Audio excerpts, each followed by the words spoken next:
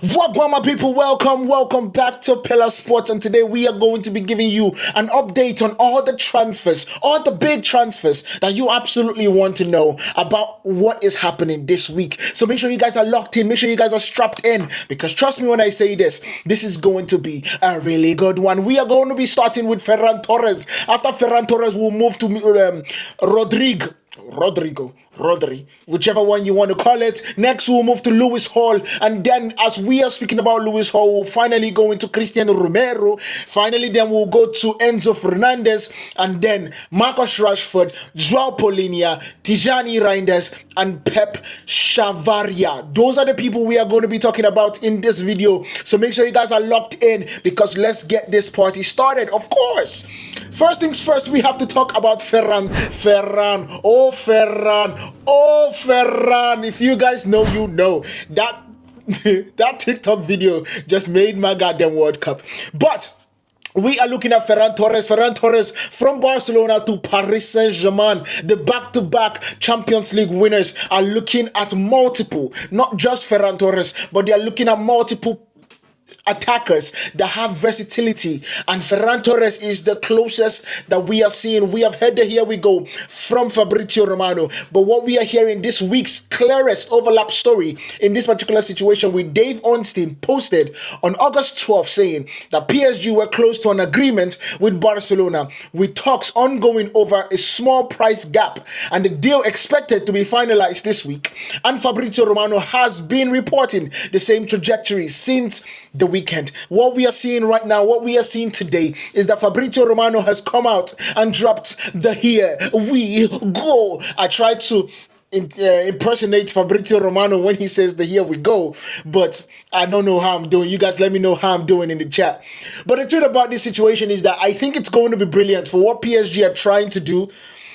It also would open the doors for the likes of Liverpool to come out and find Bradley Barcola, because what we are hearing, we have seen Akliouche come into PSG and actually play for them in the Super Cup, which they won 2-1 versus Aston Villa. We have seen now Ferran Torres being close to joining PSG. We have heard the here we go, so we are waiting for the confirmation. And we are also hearing the Ajax winger, Goat.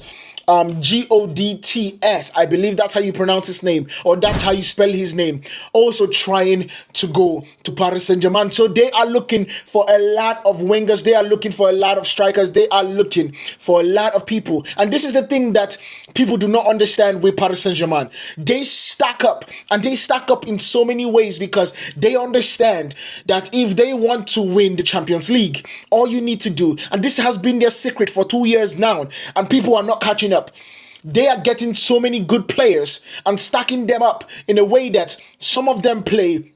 They are able to spread the load. Let me say that. Some of them play in Ligue 1, some of them play in the Cups, some of them play in Champions League, and all of them are fresh for the Champions League, and that's what they have been able to do. Look at Zaire Emery. Zaire Emery, when you look at last year, you would think he did not play multiple games, or he did not play up to 20 games. Zaire Emery was one of the people that played a lot of games last year. However, he wasn't the key man. He wasn't the key players. He wasn't playing in the Champions League as much. He was giving rest to the likes of midfielders, the likes of right backs, left backs even. He was very versatile, and that was the thing. And that, I believe, is going to be the strategy that PSG are trying to do in getting Ferran Torres, Akliouche, Goat, all these players. Those are the things that I believe PSG are trying to do, and I think it's brilliant. I hope my team also goes the same routes, because I truly believe that their sporting director is a genius, and I wanted Man United to get him, but we move from there. Then we go to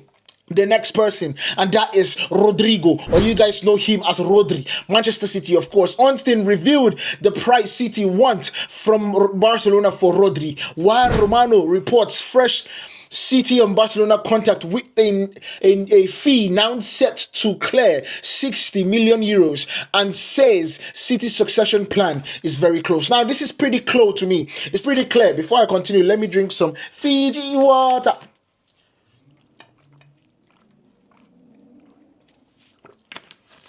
This is really clear to me.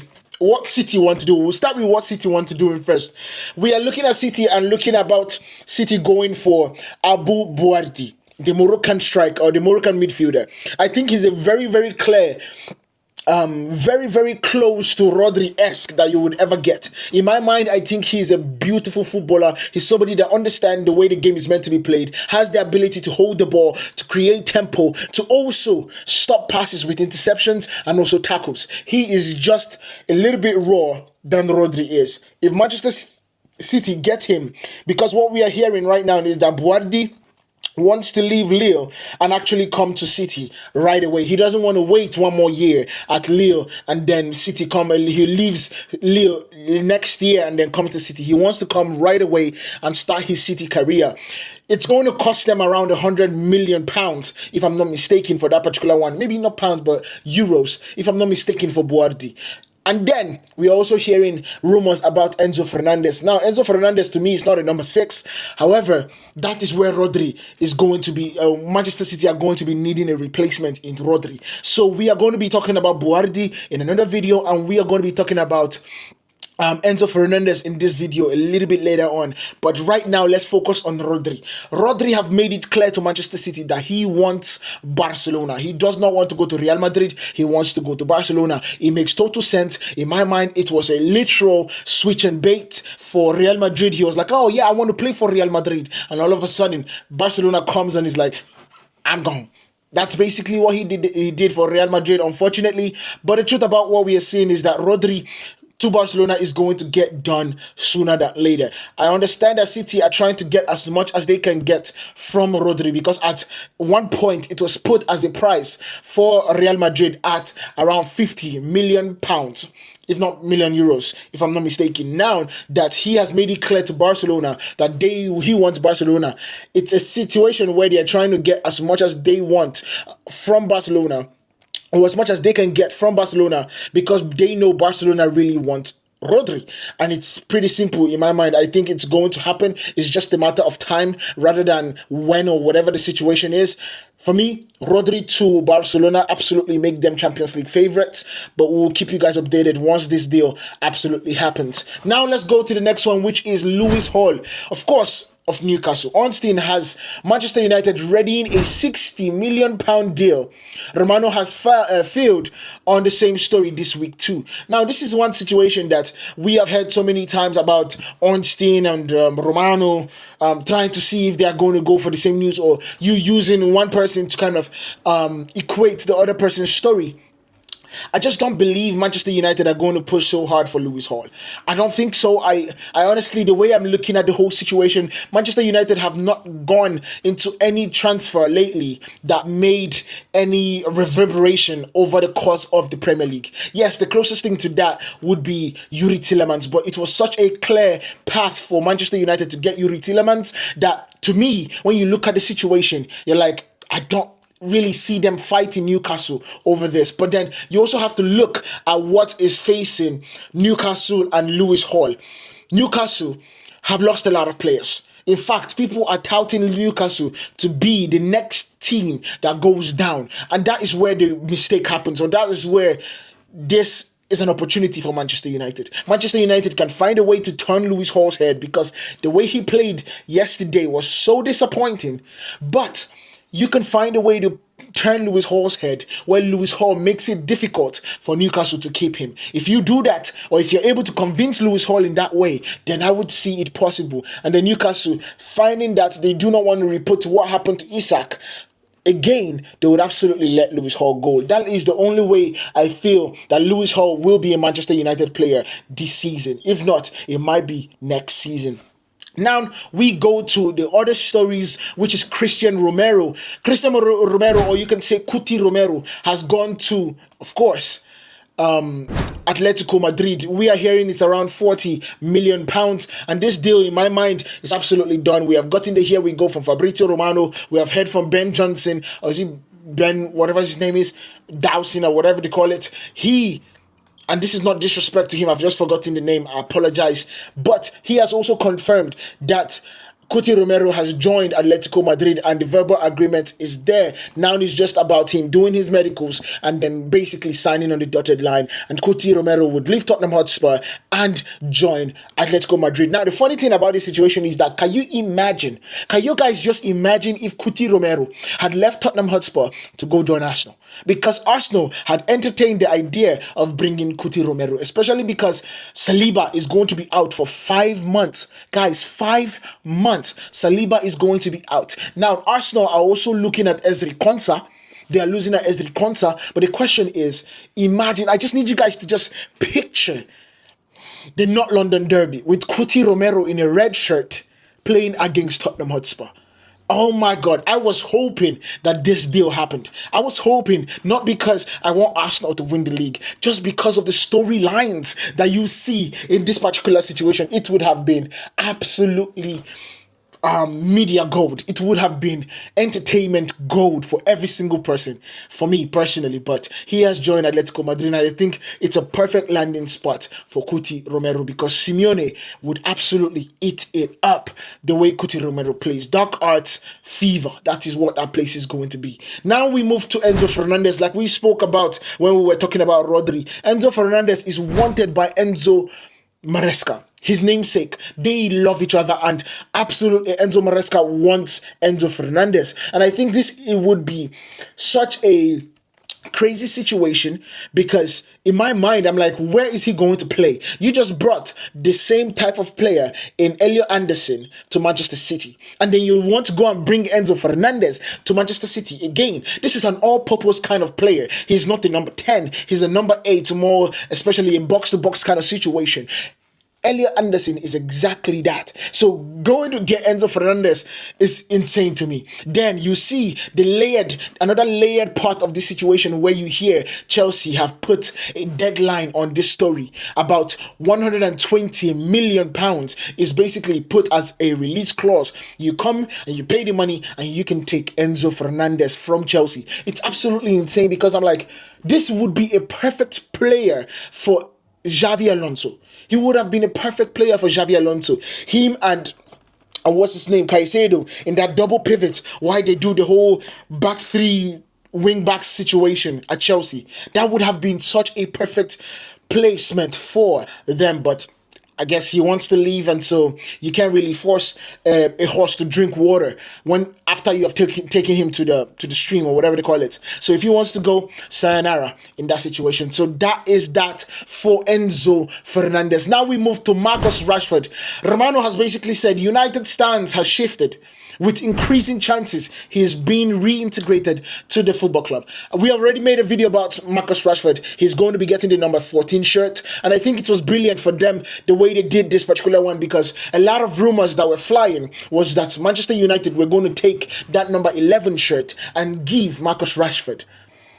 And if you did not know, that number 11 shirt is the shirt worn by Joshua Zirkzee. Joshua Zirkzee has not left the club yet. And Manchester United cannot repeat the same thing that we saw with Cavani and Cristiano Ronaldo. Taking the number 7 shirt from Cavani that literally made Cavani check out. He was arguably the best player that Manchester United had under a best striker under Ole Gunnar Solskjaer at that time, and give it to Ronaldo because Ronaldo was coming back. I understand that is Ronaldo's number, Ronaldo's CR7. However, that disrupted the dressing room, and I think that was the first sign of a crack in that dressing room, and we did not want to do that again. And I think it was smart for Michael Carrick to decide, look, we saw you wear number 14. You were happy wearing number 14 with Barcelona.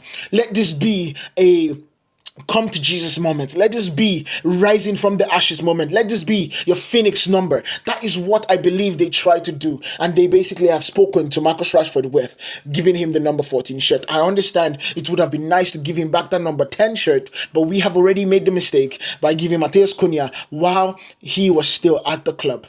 Now, I believe Marcus Rashford is a talented player. I believe he can still offer something to Manchester United. But the question is, what is he going to get? What are we going to get? Is he a happy Marcus Rashford, or is he a sad Marcus Rashford? Is he a happy Marcus Rashford ready, purring and ready to go, or is it going to be a pouting Marcus Rashford? Those are the questions that we need to ask. We still need to have an interview, because if I was the one that was basically the media expert at Manchester United, I think I would have basically put together an interview with Marcus Rashford, especially when they make a decision that he's going to stay at the club.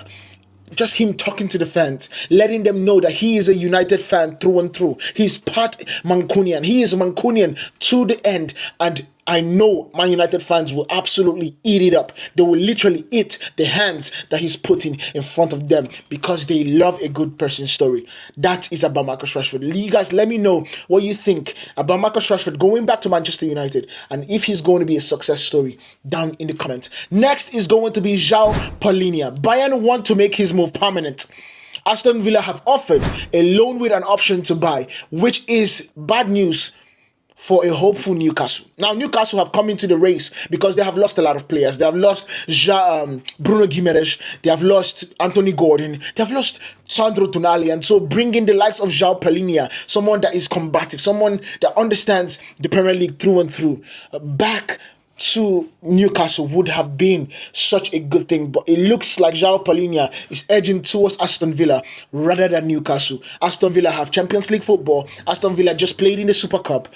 Aston Villa have Unai Emery, and they have really good players, and so it doesn't take much for you to understand that Aston Villa is a team going up, while Newcastle is a team literally that is going down based on what we are seeing. So it's sad for Newcastle, but that's the news about João Palhinha. Next, we are going to talk about Tijani. That's how you pronounce his name, Tijani Reinders. What we are looking about is Nottingham Forest came for him and emerged as interest for Tijani Reinders from Manchester City, but what we are hearing right now is that the story has been confirmed already that he is going to be going to Saudi.